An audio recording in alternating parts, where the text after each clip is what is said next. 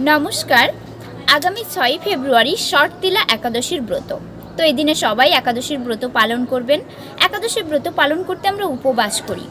উপবাস মানে শুধু না খেয়ে থাকা নয়। উপশব্দের অর্থ নিকটে আর বাস শব্দের অর্থ অবস্থান করা। তাহলে উপবাস শব্দের অর্থ হচ্ছে নিকটে অবস্থান করা। কার নিকটে অবস্থান করা? ঈশ্বরের নিকটে অবস্থান করা। এখন প্রশ্ন হচ্ছে আমরা কিভাবে ঈশ্বরের নিকট অবস্থান করতে পারি? ঈশ্বরের প্রীতি বিধান করার মাধ্যমে। ঈশ্বরের সন্তুষ্টির জন্য পূজা অর্চনা করতে হবে, মালা জপ করতে হবে, শ্রীমদ্ ভগবদ গীতা পাঠ করতে হবে, ভাগবত পাঠ করতে হবে, একাদশীর মাহাত্ম্য পাঠ বা শ্রবণ করতে হবে। এগুলোই হচ্ছে ভগবানের প্রীতিবিধান। তো একাদশীর দিন সকলেরই একাদশীর মাহাত্ম্য পাঠ করা উচিত। যারা পাঠ করতে পারেন না তারা অবশ্যই শ্রবণ করবেন, কারণ এই দিনে একাদশীর মাহাত্ম্য পাঠ করলে বা শ্রবণ করলে সহস্র গোদানের ফল লাভ হয়। তো সবাই একাদশীর ব্রত পালন করবেন। হরে কৃষ্ণ, রাধে রাধে।